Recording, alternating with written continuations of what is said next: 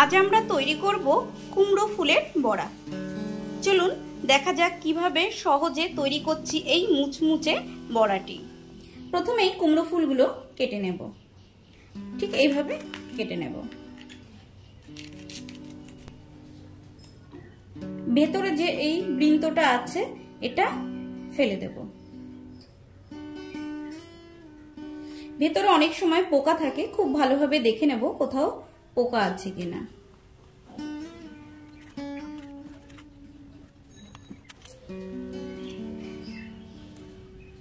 জলে এগুলোকে খুব হালকাভাবে ধুয়ে নেব। ফুলগুলো খুব নরম, এই জন্য বেশি চটকে ধোয়া যাবে না। আর খুব ভালোভাবে জল কিন্তু আমরা ঝরিয়ে নেব। এখানে আমাদের 8টি বড় বড় কুমড়ো ফুল আছে, তার জন্য এখানে দেব 4 চামচ বেসন। একটি লঙ্কা খুব ভালোভাবে কুচিয়ে নিয়েছি। এখানে চাইলে আপনারা শুকনো লঙ্কা গুঁড়ো ব্যবহার করতে পারেন। দেব স্বাদ অনুযায়ী নুন, সামান্য হলুদ গুঁড়ো, আর দেব 1 চামচ সাদা তিল। এই সাদা তিল কিন্তু খুব ভালো একটা টেস্ট আসে।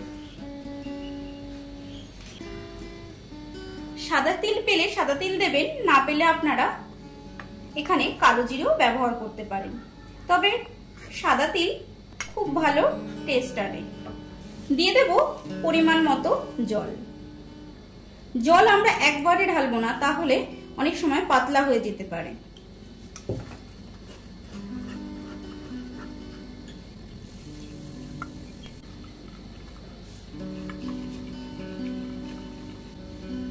ব্যাটারের থিকনেস ঠিক এরকম হবে।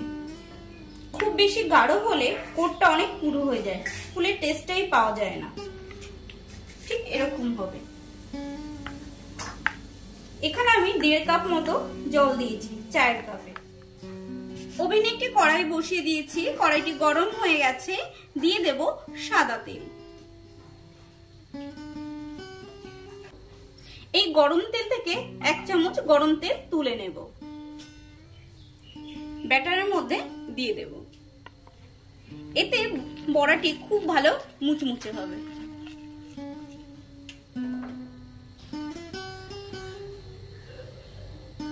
একটি করে ফুল নেব আর এইভাবে ডুবিয়ে নেব ব্যাটারে।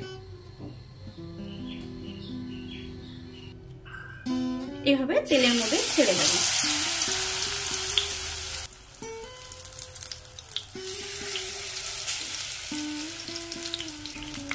উপর থেকে একটু তিল ছড়িয়ে দেব।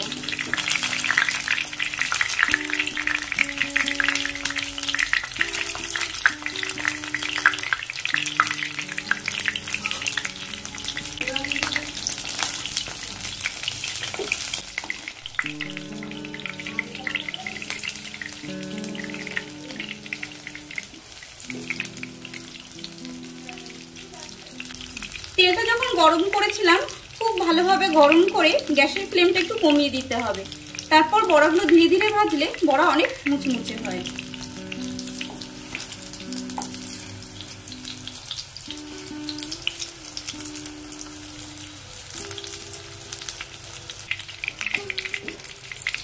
বড়াগুলো ভাজা হয়ে গেছে, তুলে নেব।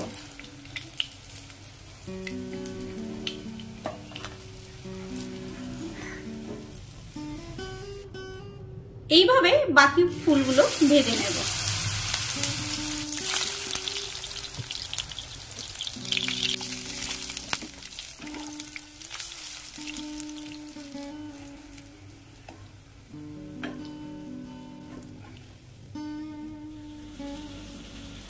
আমাদের কুমড়ো ফুলের বড়া একদম রেডি। আপনারাও বাড়িতেই তৈরি করুন, খান। আর আমার রেসিপিটি কেমন লাগলো কমেন্টস করে জানাতে ভুলবেন না। ভালো লাগলে লাইক করবেন। এরকম রেসিপি দেখতে হলে চ্যানেলটিকে অবশ্যই সাবস্ক্রাইব করবেন। Thank you.